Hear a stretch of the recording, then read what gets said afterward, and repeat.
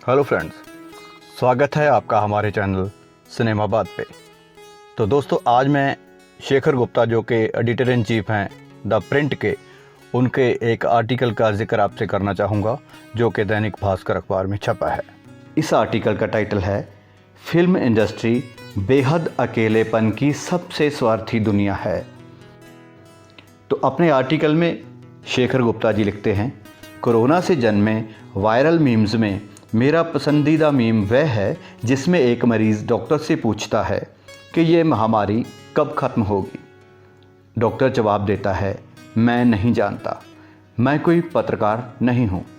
इसी गंभीर विचार के साथ मैं ये बताने की हिम्मत कर रहा हूँ कि फिल्म अभिनेता सुशांत सिंह राजपूत की मौत हमें बॉलीवुड के बारे में क्या कुछ बताती है। मैं अपने अनुभव से लिखता हूँ।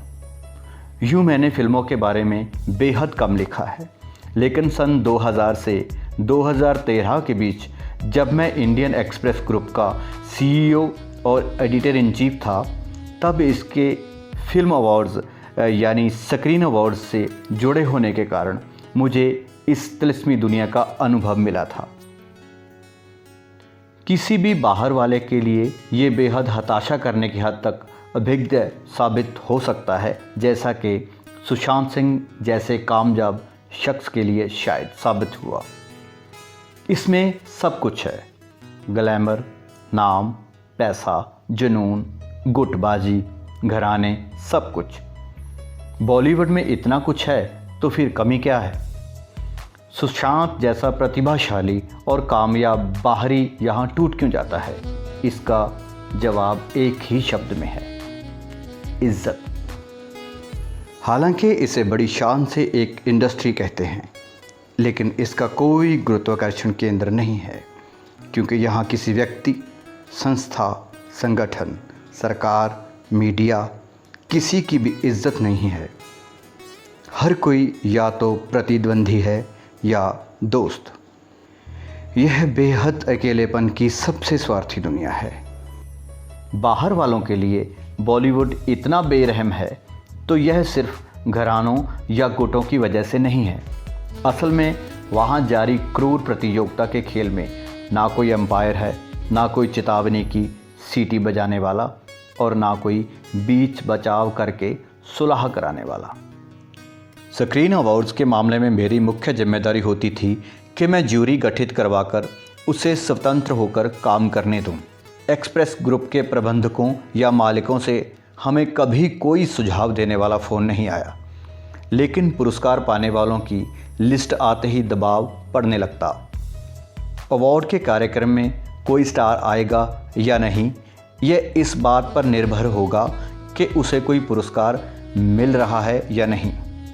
अगर हम अवार्ड की व्यवस्था नहीं करते, जो कि हमने कभी नहीं की, तो केवल वह स्टार ही नहीं बल्कि उसका पूरा गुट या घराना बॉयकॉट कर देता था।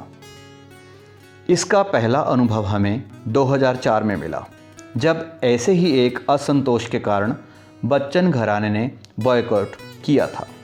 इस तरह की घटना हर साल होती रही। 2011 के समारोह में सबसे hit film my name is Khan को किसी कैटेगरी में नॉमिनेट नहीं किया गया। ज्यूरी के अध्यक्ष सम्माननीय अमोल पालेकर थे। 3 दिन पहले बॉयकॉट की धमकी उभरी। करण जौहर मानने को तैयार ही नहीं थे कि ज्यूरी को ये फिल्म किसी अवार्ड के काबिल नहीं लगी। मुझे ऐसे तर्क दिए गए कि पालेकर को साल की हिट फिल्में देने वाले नापसंद हैं। उन्होंने अनुराग कश्यप की मामूली सी फिल्म उड़ान को चुनने की हिम्मत कैसे की। 2012 में बेस्ट फिल्म का award Vidya Balan starrer dirty picture और मल्टी स्टारर जिंदगी ना मिलेगी दोबारा को संयुक्त रूप से दिया गया।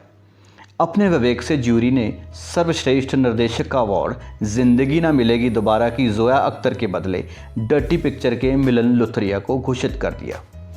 अवार्ड के दिन जिंदगी ना मिलेगी दोबारा के कास्ट और क्रू ने बॉयकॉट की घोषणा कर दी। उस शाम हताशा में मैंने जावेद अख्तर तक को गुजारिश करने के लिए फ़ोन कर दिया। उधर से फरहान ने जवाब दिया। वे रूठे रूठे आए और कुछ मिनट्स में चले गए। आखिर हमें अपने एक कर्मचारी को फिल्म की ओर से अवार्ड लेने के लिए भेजना पड़ा। 2007 में ऋतिक रोशन को क्रिश के लिए सर्वश्रेष्ठ अभिनेता का अवार्ड देने का फैसला किया गया था। उनके मंच पर कार्यक्रम देने का भी करार था। समारोह से 1 घंटे पहले उनका फ़ोन आया कि वे आकर मंच पर कार्यक्रम तो पेश करेंगे मगर अवार्ड नहीं लेंगे, क्योंकि वे उस ज्यूरी को कैसे इज्जत दे सकते हैं जिसने उनके पिता की काबिलियत को मान्यता नहीं दी। उनके पिता राकेश रोशन उस फिल्म के निर्देशक थे। ऋतिक अंततः मान गए।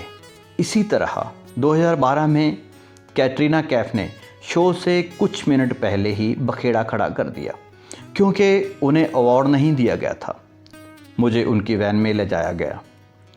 वे अचानक फट पड़ी, मुझे हमेशा क्यों बुला लेते हैं और कोई अवार्ड नहीं दिया जाता। उनकी आंखों से आंसू बह चले थे। आखिर हमने पॉपुलर चॉइस नाम का एक अवार्ड ईजाद किया। मैं ये सब इसलिए बता रहा हूँ कि आपको अंदाज़ा मिल सके कि बिल्कुल बाहर का आदमी वहाँ के माहौल में कितना अकेला और तनावग्रस्त महसूस कर सकता है। प्रायः अवार्ड स्थापित स्टारों, घरानों, गुटों की ताकत के बूते तय होते हैं। चेतावनी की घंटी बजाने वाला कोई नहीं है, कोई बड़ा नेता नहीं है, संघ या अकादमी जैसी कोई संस्था नहीं है। कुछ पत्रकार हैं जो विश्वसनीयता से काम कर रहे हैं मगर कोई विसल ब्लोअर नहीं है। किसी भी बाहरी शख्स के लिए ये बहुत दुखदाई जगह है, क्योंकि पूरा सिस्टम आपके खिलाफ जा सकता है। तो दोस्तों, हमने शेखर गुप्ता जी के इस आर्टिकल के ज़रिए यह जाना कि जो फिल्म अवार्ड्स हैं उनके पीछे कैसे कैसी राजनीति, कैसे गुटबाजी और तिकड़मबाजी होती है। इस बारे में आपका क्या विचार है, आप हमें कमेंट सेक्शन में ज़रूर बताइएगा। Have a nice time.